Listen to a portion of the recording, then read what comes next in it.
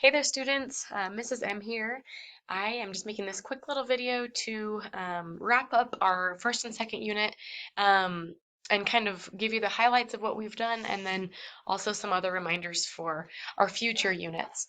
Um, so in Unit 1, you guys worked super duper hard. I was so excited to see how you just jumped right into the course and got started. That was really exciting for me.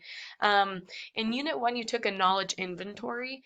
What that is basically that's like a pretest. So we wanted to see where you're at, the things that you already know versus the things that, we're going to be working on in this course.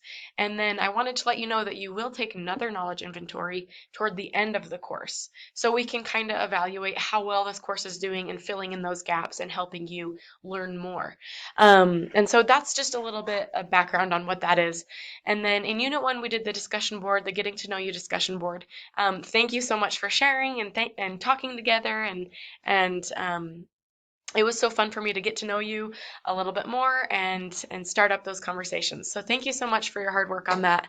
In Unit 2, we wrote our Dear Abby letters, and there were some issues with the Dear Abby letters. The main issue is a lot of students forget to write. They write a letter to Abby, but they forget to write the the letter back from Abby. And that's really the key to this assignment is writing that letter from Abby, because in that letter you're going to write, or you should have written, evaluating the choices that this person could make and kind of evaluating the consequences to those choices and helping them really evaluate what they could do next.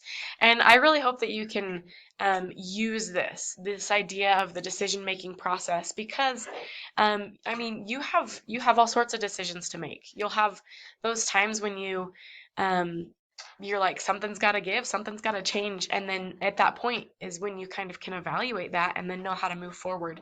And then you're also going to have friends and family and people in your life who really could, you help benefit from you helping them evaluate their decisions and knowing how to move forward. So that's really cool. Most of you did an awesome, phenomenal job on those. So great work. Thank you for your hard work on those. And then we did do the unit test, the unit 1 and unit 2 tests, and so far those are going really well. I just wanted to remind you that you have 2 attempts on those. So if you feel like you didn't get, the score that you wanted, then go ahead and try again. Or if there's some things that you needed to go back to review, then go and review them and then come back and take the unit test a second time and see if you can improve that understanding. And then just a note on that, the unit tests are open note. So if you've been taking notes or if you've been, jotting down things or printing out things, you can use those notes, okay? Use your resources. But the final exam will be closed note. And once again, the final exam, you may have a proctored exam or you may have a normal assignment type exam. Because of COVID and everything that's changed, it's just based on what your school needs and wants from us. So that is just a heads up about that again. And then here's some other reminders. Um, Progress reports, they come out at the end of each unit, so be sure you're watching for those. When we get to the progress report day, what I do is I go back through all of our assignments, and if you haven't turned in an assignment, I label it as missing. But that puts a big 0 in for that assignment, and so if you have a couple missing assignments, it can impact your grade quite a bit, especially toward the beginning of the course. So be sure you're paying attention to those progress reports, and if you do have missing or late assignments, please get those in.